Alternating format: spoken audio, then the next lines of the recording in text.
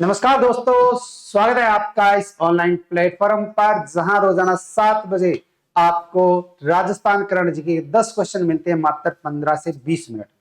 तो रोजाना ये क्लास जरूर लगाया करें अपनी बेहतरीन तैयारी के लिए। और जो इस यूट्यूब चैनल पे पहली बार आया है वो चैनल को सब्सक्राइब, जो वीडियो देखा है वीडियो को लाइक और अपने दोस्तों के साथ शेयर करना ना भूलें।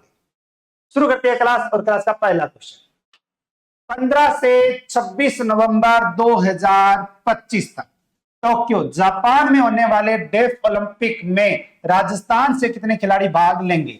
डेफा ओलंपिक, एक होता है ओलंपिक, एक होता है पैरा ओलंपिक, एक होता है डेफ ओलंपिक। मूक व बधिरों के लिए होता है डेफ ओलंपिक। और उस डेफ ओलंपिक के अंतर्गत जो है वो टोक्यो जापान में 2025 के अंतर्गत आयोजन होगा, जिसमें जो है वो क्रमानुसार 25वां जो है वो समर डेफ ओलंपिक्स का जो है वो आयोजन होने वाला है, जिसमें हमारे राजस्थान से अगर पूछे कितने खिलाड़ी भाग लेंगे तो राजस्थान से खिलाड़ी भाग लेंगे 7। अब ये 7 खिलाड़ी कौन है, किस खेल से है, किस जिले से है, ये आपको याद रखना है, मोस्ट इंपोर्टेंट है। तो राजस्थान के अंतर्गत पहला खिलाड़ी है रमेश कुमार, जो चूरू जिले से है, जेवलिन थ्रो से है। दूसरा है वीरेंद्र सिंह, जो करौली जिले से है, 10 किलोमीटर पैदल चाल से है। पीयूष जोधपुर जिले से है, बैडमिंटन का खिलाड़ी। अभिनव शर्मा जयपुर से है, बैडमिंटन खिलाड़ी। रसित श्रीगंगानगर से टेनिस खिलाड़ी। मैना गुज्जर टोंक से 800 मीटर। और घनश्याम जी भरतपुर जिले से हैं, कुश्ती खेल से। तो रमेश कुमार का संबंध राजस्थान के चूरू जिले से किस खेल से? जेवलिन थ्रो से। वीरेंद्र सिंह करौली जिले से किस खेल से? 10 किलोमीटर पैदल चाल से। पीयूष जोधपुर से किस खेल से? बैडमिंटन से। अभिनव शर्मा जयपुर से किस खेल से? बैडमिंटन से। अर्षित श्रीगंगानगर जिले से किस खेल से? टेनिस से।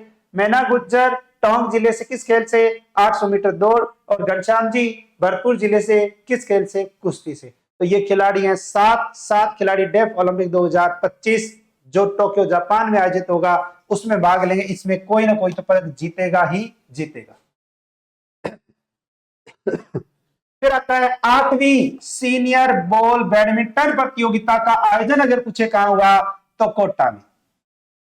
8वीं सीनियर बॉल बैडमिंटन प्रतियोगिता का आयोजन हुआ कोटा में। और कोटा में संपन्न हुई 8वीं सीनियर बॉल बैडमिंटन प्रतियोगिता के दोनों वर्गों पुरुष और महिला का खिताब अगर पूछे किस टीम ने जीता तो ये जीता है बीकानेर टीम ने। किस टीम ने जीता है? बीकानेर टीम ने जीता है। तो आयोजन कहां हुआ? कोटा में 8वीं सीनियर बॉल बैडमिंटन प्रतियोगिता, जिसमें पुरुष और महिला दोनों खिताब अगर देखे तो बीकानेर ने जीते हैं। कोटा में संपन्न हुई 8वीं सीनियर बॉल बैडमिंटन प्रतियोगिता का दोनों वर्गों का खिताब बीकानेर ने जीता। और चूरू जो है वो उप विजेता रही है। और जयपुर की महिला टीम जो है वो तीसरे स्थान पर रही। प्रतियोगिता के बेस्ट खिलाड़ी महिला वर्ग में बीकानेर की सलोनी और पुरुष वर्ग में बीकानेर से सिद्धार्थ जो है वो बेस्ट खिलाड़ी के रूप में उभरे। तो 8वीं सीनियर बॉल बैडमिंटन प्रतियोगिता का आयोजन कोटा में संपन्न हुई 8वीं सीनियर बॉल बैडमिंटन प्रतियोगिता में पुरुष या महिला दोनों वर्गों का खिताब बीकानेर में, जिसमें उप विजेता चूरू। और बेस्ट महिला वर्ग की खिताब या जीत अगर देखे तो सलोनी जो बीकानेर से। और पुरुष बेस्ट खिलाड़ी का अवार्ड जो है वो सिद्धार्थ जो बीकानेर से। Next, amateur soft hockey federation of India द्वारा हर घर हॉकी निःशुल्क हॉकी एवं टैलेंट सर्च अभियान का आयोजन कब किया गया? हर घर हॉकी निःशुल्क हॉकी एवं टैलेंट सर्च अभियान, ये अभियान चलाया गया हमारे राजस्थान के जयपुर जिले के अंतर्गत। और ये चलाया गया था राष्ट्रीय खेल दिवस के अवसर पर। और राष्ट्रीय खेल दिवस अगर पूछे कब मनाया जाता है तो 29 अगस्त को मनाया जाता है। 29 अगस्त 2025 को हमारे राजस्थान के अंतर्गत amateur soft hockey federation of India के द्वारा खेलों के उत्थान और नई प्रतिभाओं की खोज को बढ़ावा देने के उद्देश्य से हर घर हॉकी निःशुल्क हॉकी एवं टैलेंट सर्च अभियान का आयोजन जो है 29 अगस्त 2025 को जयपुर में किया गया। नेक्स्ट, राजस्थान में नगरीय निकायों की संख्या 282 से बढ़ाकर कितनी कर दी है? राजस्थान में नगरीय निकायों की संख्या कितनी थी पहले? 282, जिसको बढ़ा दिया गया। और बढ़ाकर अगर पूछे कितनी कर दी गई है तो ये कर दी गई है 312। तो राजस्थान के अंतर्गत नगरीय निकायों की संख्या कितनी हो चुकी है? तो 312 हो चुकी है। तो नगरीय निकायों की संख्या 282 से बढ़कर 312 हो जाने, कई नगरीय निकायों में पुरानी हो चुकी लाइटों के स्थान पर नवीन लाइटें लगाने की जरूरत के मद्देनजर अब 1 लाख लाइटों के स्थान पर 2 लाख स्ट्रीट लाइटें लगाई जाएगी। संशोधित बजट घोषणा के अंतर्गत इस पर अनुमानित 160 करोड़ रुपए का जो है वो खर्चा होगा। तो राजस्थान में नगरीय निकायों की संख्या 312। नेक्स्ट, राजस्थान के किस जिले के रेयांश उपाध्याय ने जिसकी आयु है मात्र 12 वर्ष के रेयांश उपाध्याय ने नेशनल किक बॉक्सिंग चैंपियनशिप 2025 में सिल्वर मेडल जीता। तो राजस्थान के अंतर्गत जो अगर पूछे कि रेयांश उपाध्याय, तो रेयांश उपाध्याय आता है हमारे राजस्थान के उदयपुर जिले का। उदयपुर जिले के रेयांश उपाध्याय ने किस खेल प्रतियोगिता में, तो नेशनल किक बॉक्सिंग चैंपियनशिप में कौन सा पदक जीता, तो सिल्वर मेडल जीता है, रजत पदक जीता है। तो उदयपुर जिले के 12 साल के उदयपुर जिले के 12 साल के रेयांश उपाध्याय ने नेशनल किक बॉक्सिंग चैंपियनशिप 2025 में शानदार प्रदर्शन करते हुए सिल्वर मेडल जीतकर राजस्थान का नाम रोशन किया है। और यह प्रतियोगिता अगर पूछे कि कहां आयोजन हुई थी, तो चेन्नई में आयोजित हुई थी।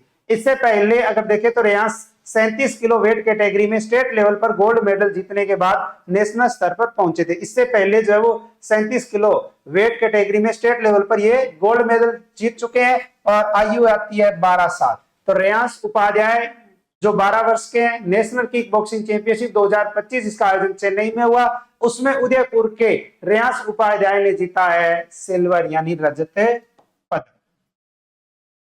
राजस्थान विधि विरुद्ध धर्म परिवर्तन प्रतिषेध विधेयक 2025 के नए प्रारूप का अनुमोदन किसके द्वारा किया गया, तो राजस्थान विधि विरुद्ध धर्म परिवर्तन प्रतिषेध विधेयक 2025। अब ऐसे जब विधेयक वाले क्वेश्चन आते हैं ना एग्जाम में, जैसे मान लो किसी भी एग्जाम के अकॉर्डिंग, तो उसमें सत्य असत्य कथन 4 कथन देकर फिर हमसे जो है वो पूछता है।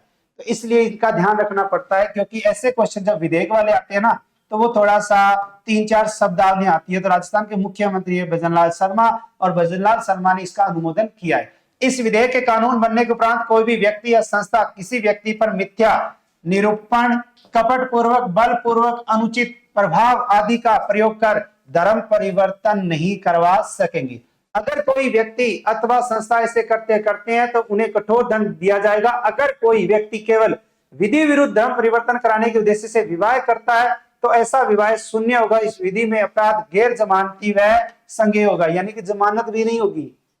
प्रस्तावित विधेयक में मूल पैतृक धर्म में वापसी को धर्म परिवर्तन की परिभाषा में सम्मिलित नहीं किया गया है। अवैध धर्मांतरण पर न्यूनतम 7 वर्ष और अधिकतम 14 वर्ष के कारावास एवं न्यूनतम 5 लाख रुपए का जुर्माना। नाबालिग, दिव्यांग, महिला, SC ST वर्ग के पीड़ित के विरुद्ध ऐसा अपराध करने पर न्यूनतम 10 वर्ष एवं अधिकतम 20 वर्ष के कारावास और न्यूनतम 10 लाख रुपए का जुर्माना।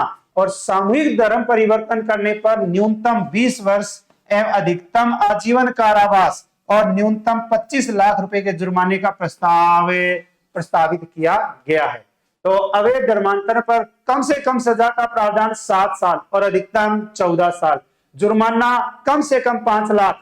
अगर हम देखें तो नाबालिग, दिव्यांग, महिला, SC पीड़ित का उनके विरुद्ध ऐसा जघन्य अपराध करने पर न्यूनतम 10 साल, ठीक है, और अधिकतम 20 साल का कारावास है और न्यूनतम जो है वो जुर्माना 10 लाख रुपए का है। सामूहिक धर्म परिवर्तन, क्या सामूहिक धर्म परिवर्तन करवाने पर न्यूनतम जो है वो सजा 20 वर्ष की, अधिकतम है आजीवन कारावास और न्यूनतम 25 लाख रुपए का जुर्माना।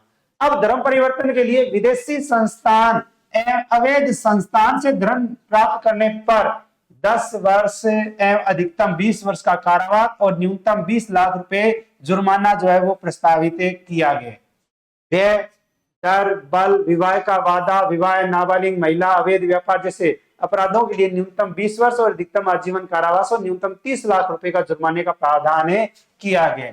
इस बात का विशेष ध्यान रहे, क्योंकि ये विधेयक जो है जिसके तहत विदेशी संस्थान व अवैध संस्थान से धन प्राप्त करने पर कम से कम 10 साल की सजा और अधिकतम 20 साल, न्यूनतम 20 लाख रुपए का जुर्माना है। और व्यय, बल, विवाह, वादा, विवाह, अवैध व्यापार जैसे अपराधों के लिए न्यूनतम 20 साल की सजा और अधिकतम आजीवन कारावास और कम से कम 30 लाख रुपए का जुर्माना भी है। नेक्स्ट, राजस्थान पुलिस द्वारा सुरक्षा सखी संवाद पखवाड़ा कब शुरू किया गया? तो राजस्थान के अंतर्गत सुरक्षा सखी संवाद पखवाड़ा किसके द्वारा? राजस्थान पुलिस के द्वारा। राजस्थान पुलिस के द्वारा अगर पूछे कि ये कब शुरू किया गया तो 1 सितंबर 2025। 1 सितंबर 2025 से लेकर 15 सितंबर 2025 तक हमारे राजस्थान के अंतर्गत राजस्थान पुलिस के द्वारा सुरक्षा सखी संवाद पखवाड़ा जो है वो अभियान चलाया जा रहा है, जिसमें महिलाओं की सुरक्षा अब घर घर जो है ये थीम, इसका संकल्प रखा गया है। सुरक्षा सखी संवाद पखवाड़ा के तहत हमारी सुरक्षा सखियां आपके साथ संवाद स्थापित करेगी और कानूनी अधिकारों की जानकारी देगी, जो राजस्थान पुलिस के द्वारा जो है वो ये बात बताई गई। नेक्स्ट, 1 सितंबर 2025, 1 सितंबर 2025 को आरपीएससी के किस सदस्य ने अपने पद से इस्तीफा दिया है? 1 सितंबर 2025 को आरपीएससी के अंतर्गत जो है वो एक व्यक्तित्व जिनका नाम आता है मंजू शर्मा, और मंजू शर्मा ने जो है वो क्या कर दिया है, अपने पद से इस्तीफा दे दिया है। प्रसिद्ध कवि है कुमार विश्वास, जिनकी पत्नी का नाम है मंजू शर्मा। मंजू शर्मा ने 1 सितंबर 2025 को आयोग की सदस्यता से इस्तीफा दे दिया और मंजू शर्मा ने अपना इस्तीफा अगर देखे तो राज्यपाल को भेजा है। उनका इस्तीफा उस समय आया है जब राजस्थान हाईकोर्ट में हाल ही में वर्ष 2021 के उप निरीक्षक एसआई भर्ती पेपर परीक्षा लीक मामले में आयोग के अध्यक्ष और सदस्यों की कड़ी आलोचना की थी। इसके अंतर्गत जो इन्होंने अपने पद से इस्तीफा दे दिया। राजस्थान जल संसाधन विभाग ने कपासना माइनर नहर के पुनर्वास कार्य के लिए कितने करोड़ रुपए की लागत को मंजूरी दी है? तो राजस्थान जल संसाधन विभाग और जल संसाधन विभाग ने राजस्थान में कपासना माइनर नहर और इस नहर के पुनर्वास कार्य के लिए राज्य सरकार ने अगर हम देखें तो 42.13 करोड़ रुपए की जो है वो मंजूरी दी गई है। कितने रुपए? 42.13 करोड़ रुपए। तो राजस्थान जल संसाधन विभाग के द्वारा किस नहर के पुनर्वास कार्य के लिए 42.13 करोड़ रुपए की लागत को मंजूरी दी? कपासना माइनर नहर। राजस्थान जल संसाधन विभाग ने कपासना माइनर नहर के पुनर्वास कार्य के लिए 42.13 करोड़ रुपए की लागत को मंजूरी दी है। यह कार्य जल संरक्षण और सिंचाई सुविधाओं को मजबूत करने की दिशा में एक महत्वपूर्ण कदम है, जिससे क्षेत्र के किसानों को लाभ मिलेगा। फिर आता है केंद्रीय एमएसएमई मंत्रालय व federation of Rajasthan trade and industries के द्वारा 29-30 अगस्त 2025 को एमएसएमई कॉन्क्लेव कहां आयोजित हुआ है? तो राजस्थान में 29-30 अगस्त 2025 2 दिवसीय जो है वो एमएसएमई कॉन्क्लेव का आयोजन जो है वो किया गया। और ये आयोजन अगर देखें तो राजस्थान के अंतर्गत किस जिले में किया गया? तो उदयपुर जिले में किया गया। किसके द्वारा? तो केंद्रीय एमएसएमई मंत्रालय और federation of Rajasthan trade and industries के द्वारा। और कहां किया गया? उदयपुर। तो केंद्रीय एमएसएमई मंत्रालय और federation of Rajasthan trade and industries के संयुक्त तत्वाधान में 29 और 30 अगस्त 2025 को भैरवगढ़ उदयपुर में निःशुल्क 2 दिवसीय एमएसएमई कॉन्क्लेव का आयोजन हुआ। कल आपसे क्वेश्चन पूछा गया था, राजस्थान में पीएम सूर्य घर के तहत कितने यूनिट निःशुल्क बिजली योजना लागू की जाएगी? तो इसका राइट आंसर था 150। जिसने राइट आंसर दिया है बहुत बहुत धन्यवाद। आप सबके जो है वो कमेंट पढ़े जाते हैं, ठीक है।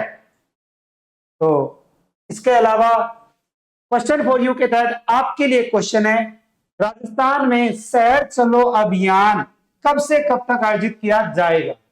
राजस्थान में एक अभियान चलाया जाएगा, शहर चलो अभियान। ये अभियान राजस्थान में कब से कब तक आयोजित किया जाएगा? इस क्वेश्चन का आंसर आपको मेन कमेंट बॉक्स में देना है। क्लास अगर अच्छी लगी है तो क्लास को लाइक, अच्छे अच्छे कमेंट और व्हाट्सएप स्टेटस लगाकर दूसरों को भी जो जागरूक करेंगे।